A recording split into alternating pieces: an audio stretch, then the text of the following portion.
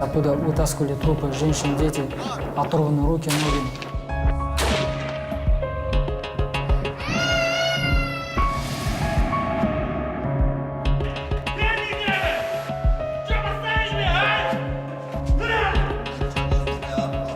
Они мне угрожали тем, что меня убьют, и тем, что ребенка моего похитят и будут по пальчикам присылать.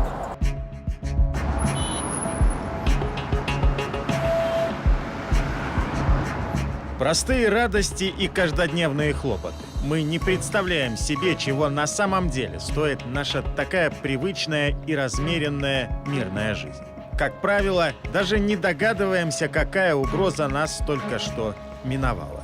Хотели осуществить свои вот эти преступные замыслы на канун празднования 9 мая, так как в это время основное скопление людей на этих общественных местах было очень много, доступно было им. И так мы, осознавая то, что опасно со стороны этой тергруппы, 7 мая решили осуществить задержание. 7, 6, 5, 4, 3, 2, 1, штурм!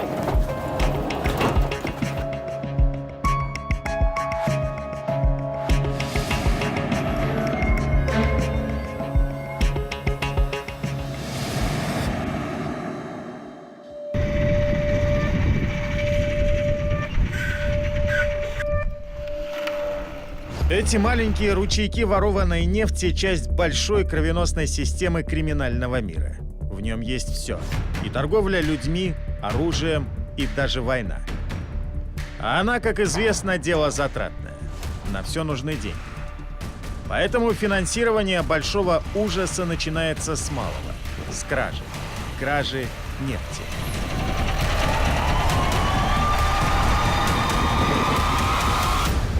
Они собирали, например, сперва один вагон. И собирали его не прямо в Ахтау, например, на вокзале, а собирали в районе. Дальний район отвозили, документы переделывали. Сперва 2 вагона, Бейнеу собирали. Потом, люди на этих больших цистернах, автоцистернах вывозили его, за пределы ближнего района. Уже когда поняли, что, в самом деле, вводится незаконно за границу нефтепродукт Казахстана, тогда мы начали совместно, служба экономического расследования, естественно, группу взяли в разработку. Подобраться к преступникам оказалось непросто. Они знали методы работы силовиков и поэтому очень осторожно принимали в свои ряды новых людей. 8 месяцев ушло на то, чтобы внедрить оперативника, который знает специфику транспортировки нефти. В итоге удалось отследить всю цепочку, собрать доказательную базу, и сразу 6 человек оказались на скамье подсудимых. Им дали по 5,5 лет. Как правило, чтобы предотвратить нелегальную торговлю, нужно стать настоящим игроком на черном рынке. Ассортимент здесь весьма широк. Даже военную технику пытались переправить через территорию Казахстана. Для этого дельцы искали посредников, которые могли бы провести запрещенный груз в нашей стране. Мы сперва информацию получили, что определенные люди пытаются вывести именно через Баку в Иран военное оборудование. Тогда мы не знали, что это какая установка.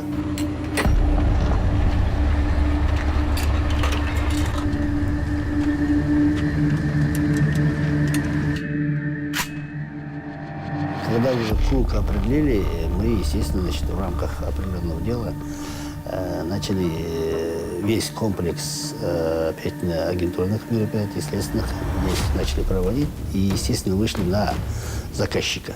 Нам нужен был заказчик, он находился в Баку. Имя заказчика Азер Гулиев. Мужчина долго отказывался от встречи, но алчность взяла верх над осторожностью. Ему пообещали щедрую предоплату, и Гулиев все-таки приехал за деньгами.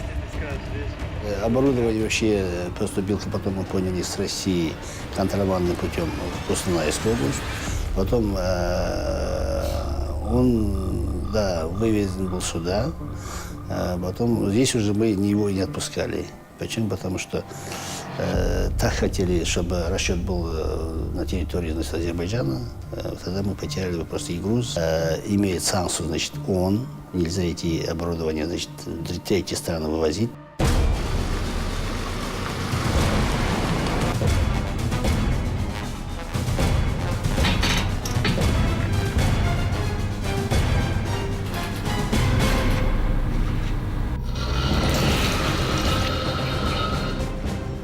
Каждая спецоперация – это полное погружение в криминальный мир.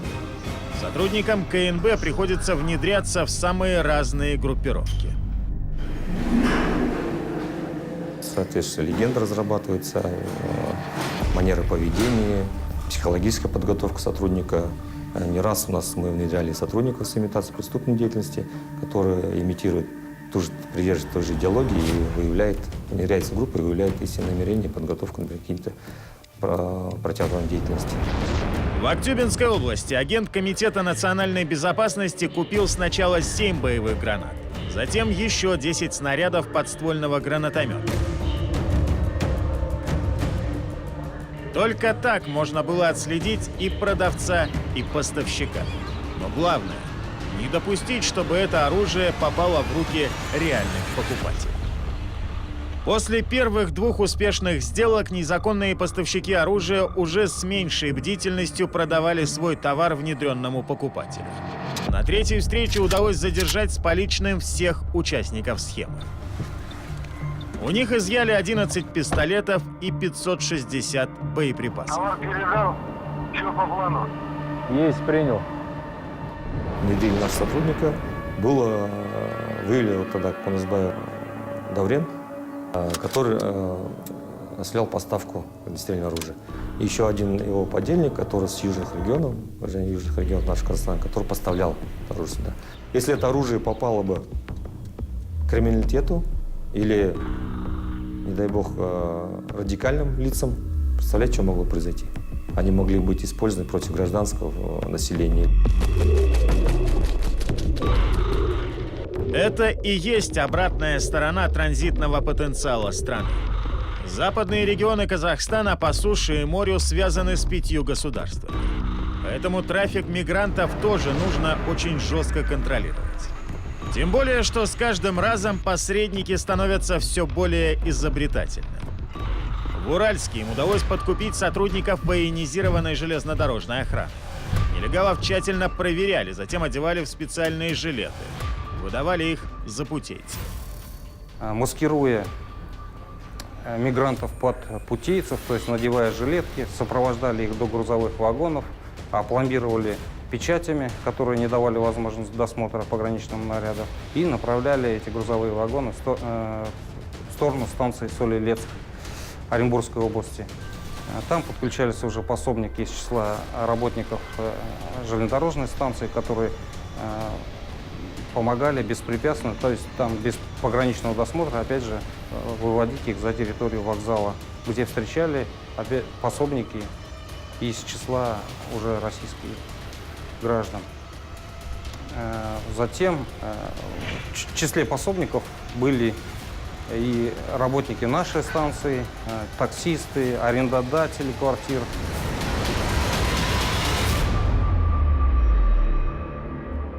Выяснилось, что только этим каналом успели вывести 6 групп нелегальных мигрантов. Тогда на скамью подсудимых попали 11 человек. Они получили от 3 до 13 лет колонии строгого режима с конфискацией имущества. И тем не менее, даже под угрозой сурового наказания люди рискуют и пытаются обойти закон, лишь бы попасть в пункт назначения. За последние несколько лет миграционное законодательство серьезно ужесточили. Во многих государствах за малейшие проступки стали депортировать. Но выходцы из Центральной Азии уже обосновались за рубежом. А в обзавелись семьями и поэтому любыми путями искали возможность вновь вернуться. Там их заработок. Поэтому, когда официальная граница закрыта, они ищут нелегальные пути. Кто-то пешком переходил через границу, кого-то прятали среди груза. Собственную систему нелегальной переправки людей в 2017 году построил Талгат Ещанов. Работа была выстроена так, что одни пособники не знали в лицо других. У каждого была своя роль. Один находил желающих пересечь границу. Другой их встречал в назначенном месте и отправлял на квартиру, где их размещал третий. В указанный день проводник, опять же, совсем иное лицо, переправлял людей в другую страну. Вычислить все звенья этой цепи и доказать вину каждого крайне сложно. Чаще всего эти люди между собой не знакомы. Тут 3 канала мы выявили. Это железнодорожным транспортом переход, второй — это автомобильным транспортом, третий — это пешим. В ходе внедрения нашего сотрудника в эту среду под трудовых мигрантов, в том числе были и сами трудовые мигранты, данный канал был разработан. Все члены участников были выявлены, в последующем задержаны, привлечены к различным срокам осуждения. Всего за последние 2 года сотрудники Комитета национальной безопасности пресекли 5 таких каналов. К уголовной ответственности привлекли 15 человек, включая граждан Узбекистана и Таджикистана. Мы особое внимание обращаем на это. Почему? Потому что среди них могут быть, возможно, террористы, контрабандисты.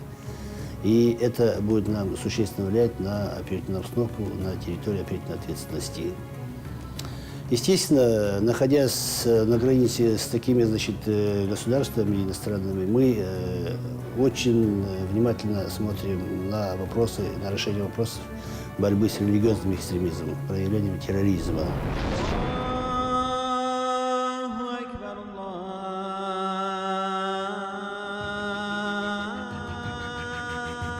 В западном регионе действительно непростая ситуация с религиозным экстремизмом.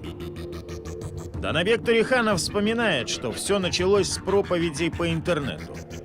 С экрана монитора радикальный идеолог Саид Бурятский призывал участвовать в священной войне, которая идет на территории стран Ближнего Востока. Верующим внушали, что их молитвы не будут услышаны, если они не совершат джихад. Один из псевдобратьев Данабека по вере уже уехал и звал остальных. Я решился с братом, родной братец, у меня вдвоем решили переселиться в Афганистан.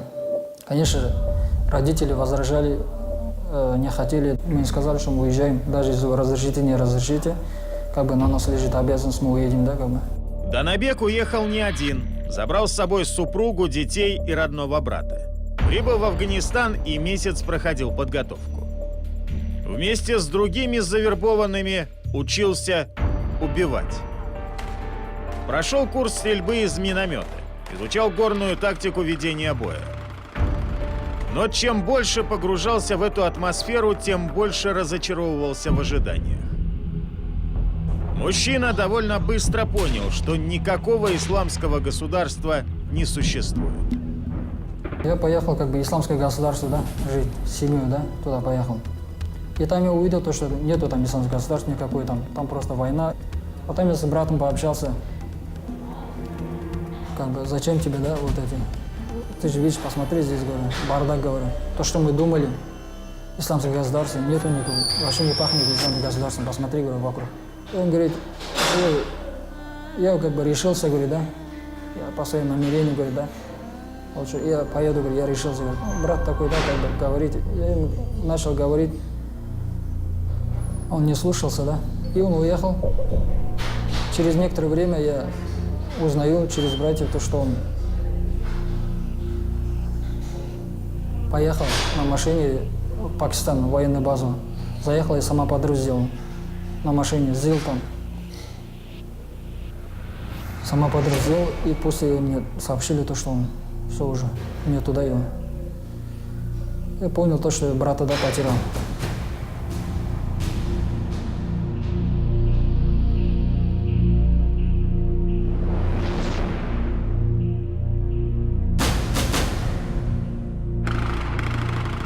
Данабек уже тогда хотел вернуться в Казахстан, но боялся тюрьмы.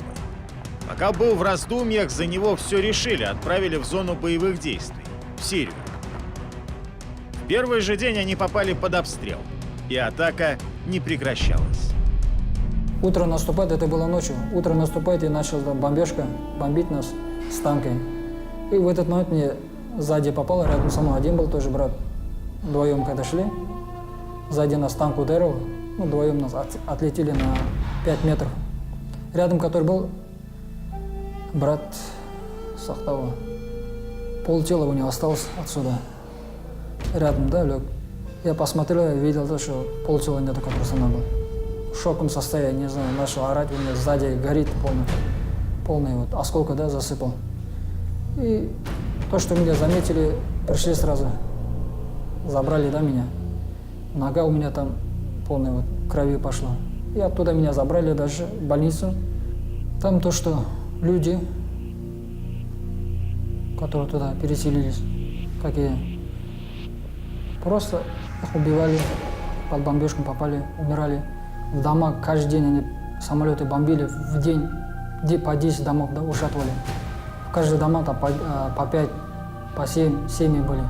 Дети, женщины там по завалам оставались там. Это приходили на месте, оттуда вытаскивали трупы, женщин, дети, оторванные руки, ноги. И там невозможно там ночью спать просто. Ты думаешь, сейчас прилетит тебе ракета. За детей тоже переживаешь.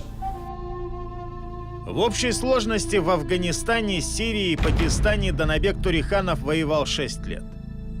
Когда его взяли в плен правительственные войска, то был уже рад экстрадиции в Казахстан. Благодаря спецоперации «Жусан» его вернули на родину. Сейчас ждет суда и понимает, что наказание ему предстоит длительное. Но говорит, что готов нести ответственность и по-настоящему раскаивается. То, что я хочу сказать всем, да, братьям, то, что этот путь, то, что, который я выбрал, оказался заблуждением. И я призываю то, что пример у меня не брали, да, то, что я ошибся, и каюсь, да, то, что от сердца, то, что полжизни у меня прошло, 8 лет у меня прошло там, по моей причине родители страдают. Мама сейчас дома одна осталась.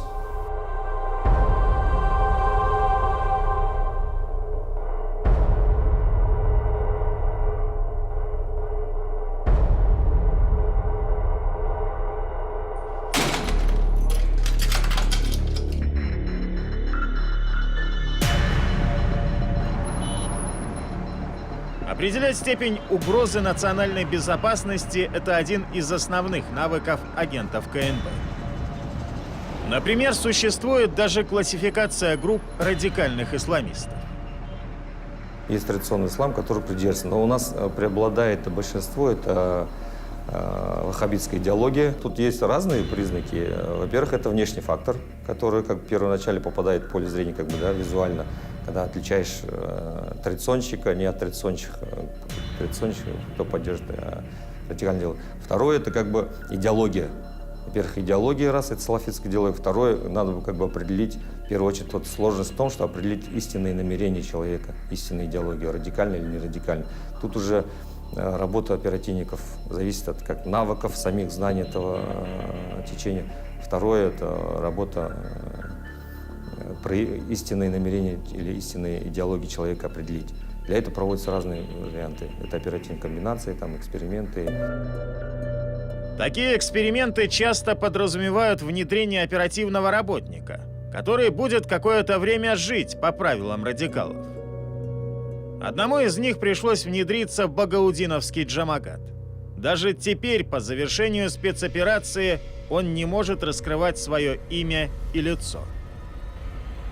Агент рассказал, что эту идею привез в Казахстан другой проповедник Кибетов Багаудин, который теперь объявлен в международный розыск. Они начали изучать именно в Дагестане, они прибыли в Казахстан. потому что все родственники на тот момент уже проживали в Казахстане в 2002 году, и он принес это религиозное вероучение именно в Атыраускую область. То есть начал распространять среди своих друзей, близких родственников, привлек своих родных братьев к этому религиозному течению. Группировкой в Атырау руководил Абдурашид Идрисов. Он вербовал по большей части выпускников детских домов и выходцев из бедных семей. Сам главарь не пользовался телефонами и запрещал остальным. На каждом собрании лично досматривал каждого члена группы. Они очень боялись правоохранительных органов, они соблюдали жесткие меры конспирации, проверяли человека, раздевали человека, то есть нет ли на него жучков, каких-либо специальных оборудований прослушивающих. Они полностью раздевали человека, потом приводили в другую комнату и обрабатывали их в течение 4 часов, там и больше были моменты, когда не обрабатывали. Человек, получается, выходя из этого, он уже выходил зомбированным. В квартире Абдурашида Идрисова всегда были плотно задернуты шторы. Членов своей семьи он заставлял придерживаться жестких религиозных правил. И даже запрещал контактировать со светскими людьми. Сама идеология, отрицание всего, то есть прежние связи, в том числе и родственные, если не поддерживают их идеологию, являются врагами. С ними общение – это харам, запрет. Причисляли их, выносили им такфир, причисляли их к категории кафиров, то есть с матерью, которая ведет светский образ жизни или исповедует другой традиционный ислам, они за один стол не сажались. Пищу, которую готовили родственники, если они не поддерживали их идеологию, они тоже их считали кафирами. Дети практически не выходили из дома. На книжных картинках и у детских игрушек были выколоты глаза. По их течению, то есть нельзя было в доме иметь какой-то, например, глаз. Даже сказки детей, которые они читали, они все были без глаз выколоты. То есть для детей это, было своего рода для детей тоже психологическое воздействие для детей. Это им запрещалось, то есть посещать светские, например, какие-то мероприятия, то есть носить светскую одежду. Дома исключительно не было света фактически. Они жили в темноте. То есть это все было именно запечатлено в ходе обыска, в ходе осмотра квартиры. И также даже при показании супруги Темирбулатова она все рассказала. Также супруга рассказала, что при сборе данного жамагата они давали так называемый баят, то есть присягу, именно Аль-Багдади. Это лидер, вы знаете, именно в Сирии, который является духовным лидером. Зато своим сторонникам, напротив, их лидеры велели ходить почаще в центральную мечеть и держать связь с имамом. Это было нужно для отвода глаз. В случае, если членами группы заинтересуются правоохранительные органы, всегда можно будет сослаться на знакомство с традиционными священнослужителями и выдавать себя за обычного верующего. Только по приходу домой всю литературу из мечети они выбрасывали. У них были иные цели. Завербовать как можно больше молодых людей, чтобы отправить их на войну в одну из горячих точек. Они вербовали молодых ребят, акцент делали в основном на тех, кто проходил действительно воинскую службу, то есть имел военную специальность. Вербовали, при этом сами намерений по выезду в горячие точки не имели. Абдурашида Идрисова задержали прямо в его же доме вместе с другими членами группировки. Они не оказали никакого сопротивления и дали признательные показания. Чего не сказать о других миссионерах Багаудина. Проповедники радикального ваххабизма Макубек и Халил тоже работали в Атырау и планировали не только участвовать в боевых действиях за пределами Казахстана, но и совершать теракты внутри страны.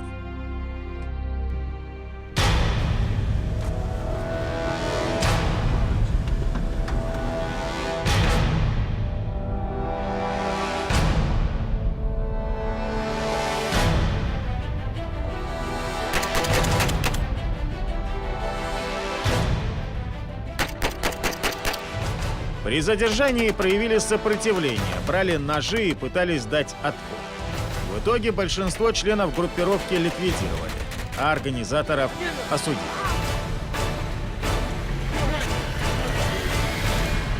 2016 году, и они только 3-й год отбывают наказание.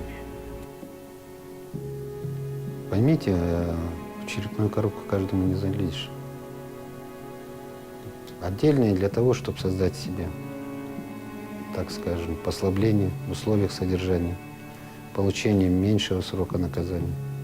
В ходе следствия пытаются доказать свою лояльность, раскаяние. Так что 100% утверждать, что они раскаялись, я не могу. В Комитете национальной безопасности отмечают, чаще всего теракты внутри страны планируют именно против сотрудников правоохранительных органов. Департаменты полиции всегда под угрозой покушения. Свой план нападения разрабатывал Жаслан Аббасов. Знания о религии он получил в Египте и был на контроле у спецслужб. Проверка показала, что он поддерживает связь с радикальными группами, которые призывают истреблять неверующих. Создал группу из 7 человек, совершали грабежи, разбои, вообще уголовные преступления для того, чтобы заработать деньги. Как бы имущество кайферов, они считали, что это халал. На эти средства они закупали компоненты взрывных устройств, взрывных веществ, изготовили самодельное взрывное устройство. Это из-под чипсов тубус. Каждый день ребята из группы Аббасова следили за зданием департамента полиции Актюбинской области и вели подсчет сотрудников. Изучали территорию. 9 мая все 7 собрались в квартире, помолились и отправились на дело.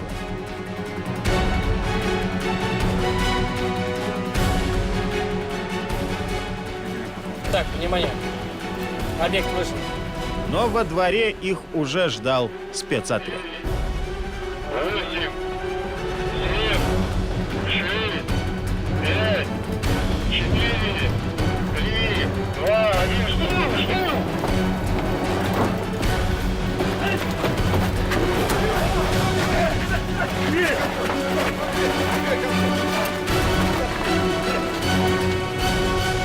В ходе следствия потом мы выявили, что они готовили не только нападение на департамент полиции, но и одну из коммерческих фирм, ликеро-водочных, хотели тоже совершить теракты.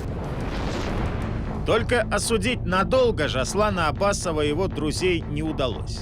Сам теракт не состоялся. Поэтому им дали от 6 до 8 лет заключения в колонии строгого режима. Огнем готов! Первый канал пошел! Голову опусти, руки! Руки фиксируй, руки! Ой, зафиксировали, все, забрали! Давай, наперед! В Уральске взорвать департамент полиции собирался Дамир Бахтияров. Изначально он планировал уехать воевать в Сирию или Ирак. Но в переломный для исламского государства период, когда международная коалиция начала планомерно зачищать территории от боевиков, риторика их лидеров сменилась. Теперь идеологи призывали своих сторонников совершать теракты на местах, не выезжая за рубеж. Дамир Бахтияров плохо скрывал свои намерения.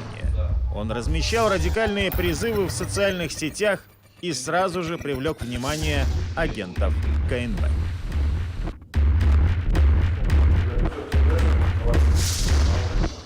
Он вырос в неполной семье. Еще в детстве мать передала на воспитание бабушке и дедушке, которые также в последующем скончались. И после этого он практически был предоставлен сам себе. Ну, естественно, быстро подпал под окружение, под влияние своего окружения. Естественно, это не осталось незамеченным для его окружения. Это отразилось на его поведении. Он стал замкнутым, агрессивным. Начал делить людей по религиозному убеждению. Испытывал глубокую ненависть к неверующим, инакомыслящим. Ну, на этом этапе с ним началась проводиться соответствующая работа, а именно установленные источники заражением данного течения. Ну и в последующем, что переросло в полноценную проверку, разработку этого лица. Несмотря на молодой возраст, Дамир Бахтияров быстро стал лидером группировки. В его доме висел флаг запрещенной организации. Здесь же вели активную вербовку единомышленников. Преступник планировал взорвать департамент полиции. Во все свои планы посвящал супругу, которая, кстати, тоже активно вела радикальную пропаганду. Во время одного из таких собраний их и захватил спецотряд.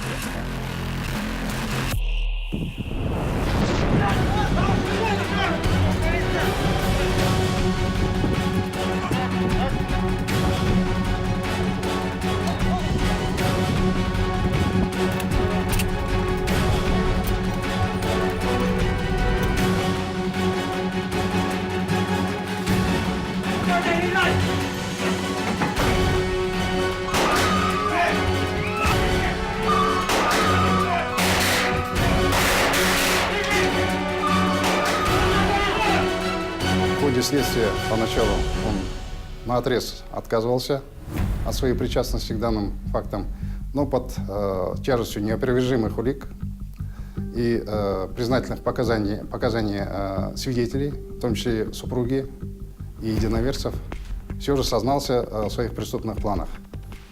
Помимо прочего, он рассказал о том, что планировал выехать в одну из стран ближнего зарубежья для последующего следования в зону вооруженных конфликтов для воссоединения с международными террористическими организациями.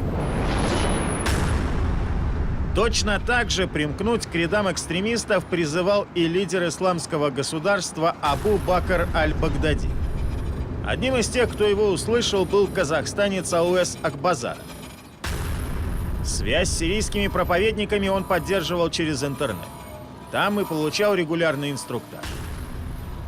Вербовал жителей Актюбинской области, готовил им документы и намеревался переправить в зону боевых действий для участия в джихаде.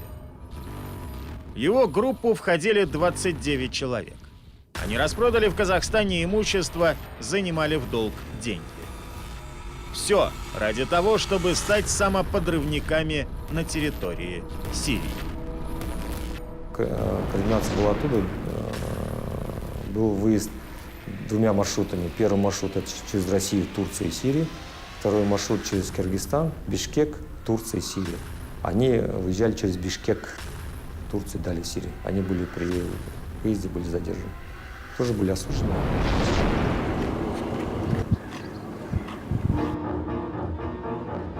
А вот Дамиру Зналиеву все же удалось покинуть Казахстан и добраться до зоны военных действий. Теперь он об этом сильно жалеет. Говорит, религией интересовался с детства. С 5 класса посещал мечеть, позже стал читать намаз и даже готовился поступать в медресе. Но в окружении появились новые люди. Они исповедовали другие ценности. Эти совсем юные парни состояли в джамагатах, неких сообществах с радикальными взглядами. Сначала они вместе читали аяты, изучали Коран. Потом их стали призывать помочь тем, кто воюет в священной войне – джихад. Сначала только финансово. Постепенно воздействие росло. Начались проблемы в семье. Все это стало благодатной почвой для вербовки нового бойца. Дамир собирал деньги, чтобы добраться до зоны конфликта. Я и так хотел уехать. Ну, как бы развелся, уже на целенаправленно у меня было серьезно. То есть у меня намерения были ехать туда, воевать, повоевать и умереть на пути Аллаха. То есть помочь угнетающим мусульманам, которые ждут нас, нас там, так объясняли. То, что это каждый человек обязанность его помочь тем мусульманам, которые нуждаются там в помощи, именно в плане военного. Для радикального боевика большая честь умереть на поле боя. По крайней мере, такую романтику проповедуют через интернет вербовщики из-за рубежа. Вдохновленный идеей погибнуть в священном джихаде, Дамир Зналиев целый месяц добирался до Афганистана. Сначала, как и всем новичкам, нужно было пройти подготовку.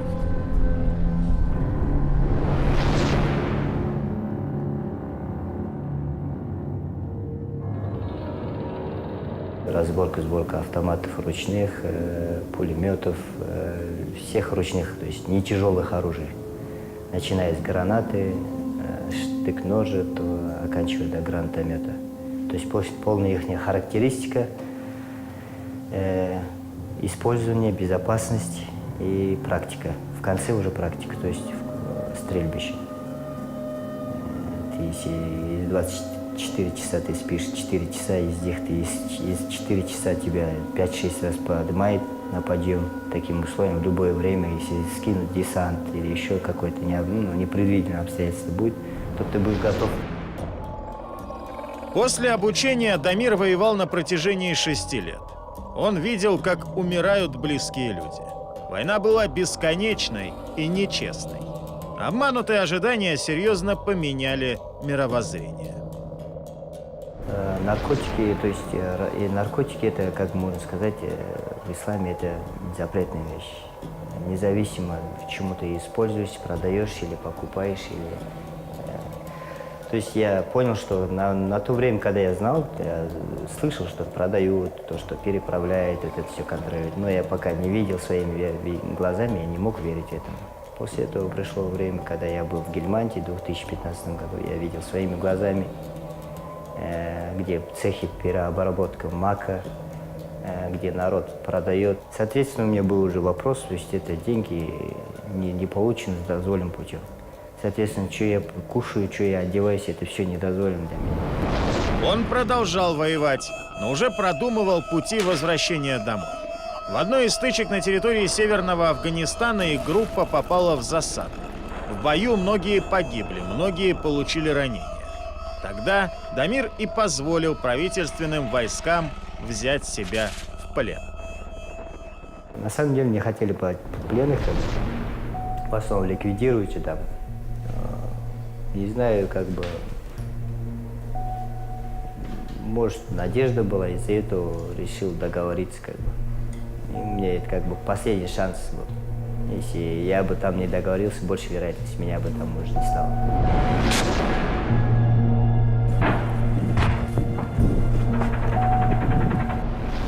Я сдал оружие, вышел, меня захват сделали.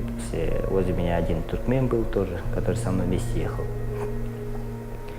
После этого меня отвезли в Кабул, в тюрьму. С Кабула я 2 месяца сидел, после меня депортировали в Казахстан. То есть самолет у меня забрали.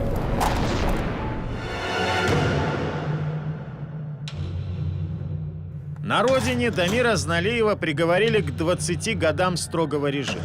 На свободе у него остались дети. Поэтому мужчина не теряет веру в жизнь. С ним каждый день работают психологи и теологи.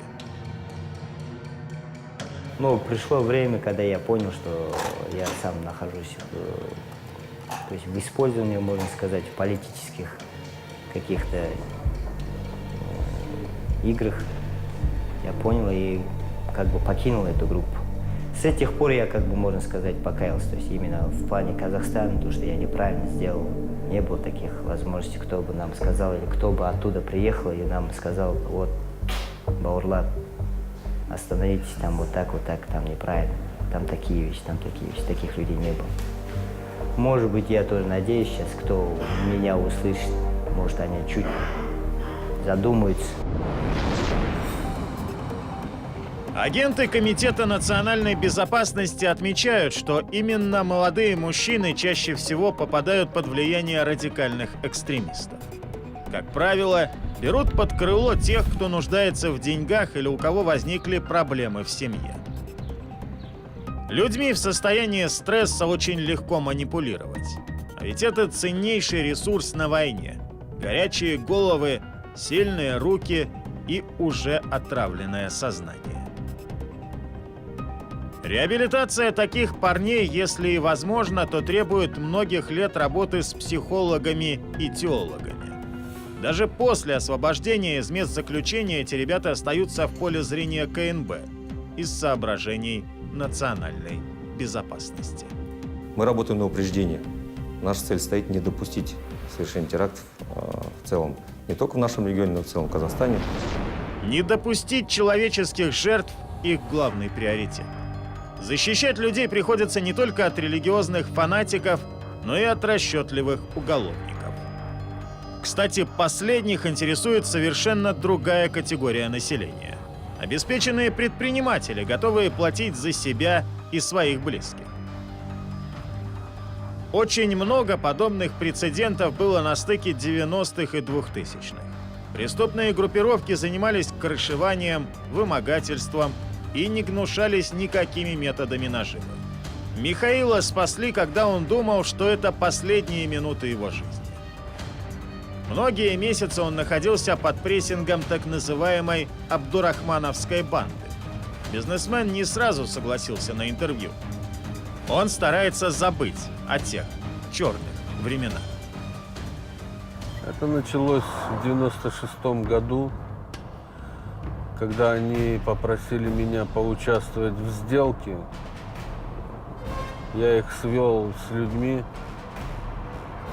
с которыми они должны были контактировать. Но из-за того, что вовремя не выполнили своих обязательств, те, с кем они стали работать, они стали с меня требовать эти деньги. 220 тысяч долларов. Мой бизнес пришел в упадок, и у меня забрали все, что было. Я остался в нулях. Со мной работал компаньон. Они ему тоже угрожали, потому что я сидел безвылазно. За мной постоянно следили. На суде выяснилось, что они нанимали киллера, чтобы он меня убил. Психологическое давление не прекращалось.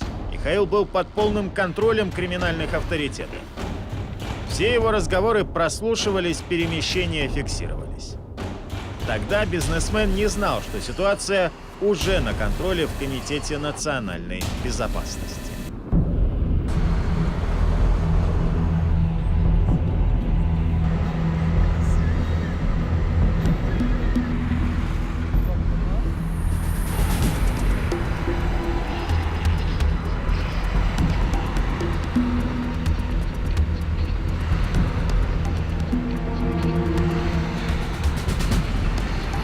Михаилу удалось скрыться из поля зрения преступников. Тогда они похитили его компаньона. Средь бела дня мужчину посадили в машину и увезли на окраину города.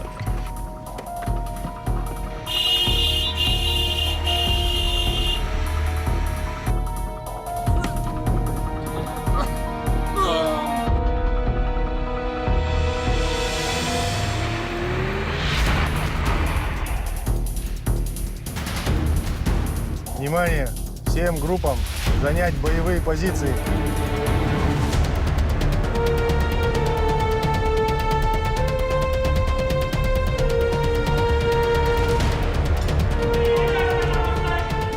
Его жестоко избивали и пытали с требованием выдать местонахождение Михаила.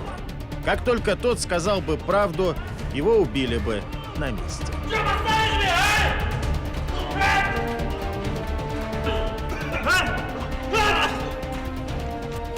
Вот, что, бабки собрал? Везешь? Смотри, блядь, кинешь меня, я тебя кончу, твоего партнера, понял? Все, едем. Ну, забираем его.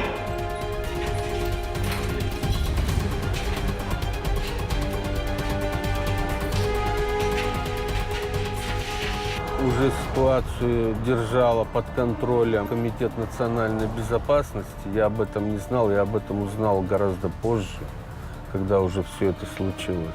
Внимание! Выход!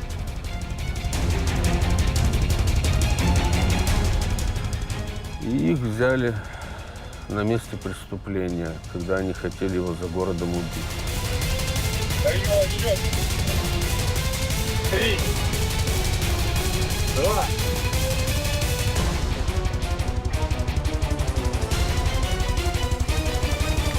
Один. Жду.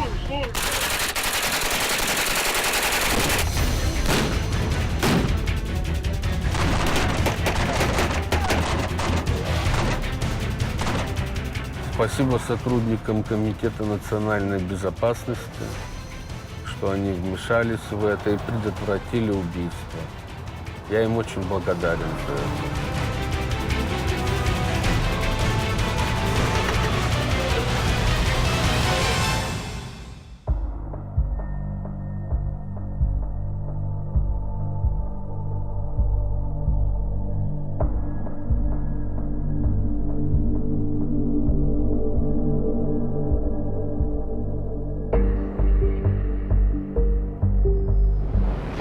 На крючке у криминальных авторитетов Михаилу пришлось взять кредиты и влезть в большие долги.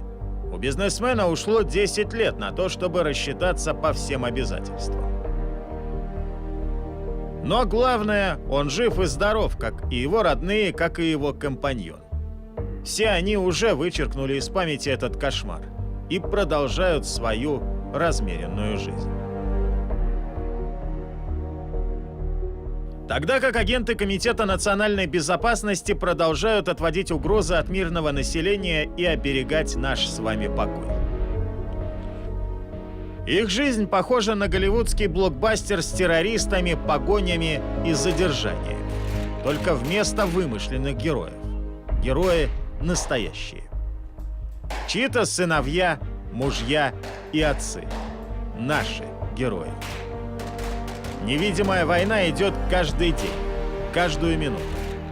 Так продолжается уже 27 лет.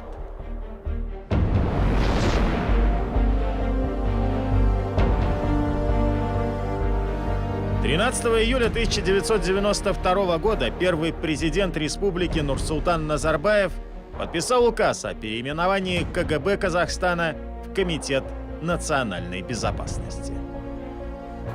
И именно с этого периода начинается новая эпоха в истории спецслужб нашей страны.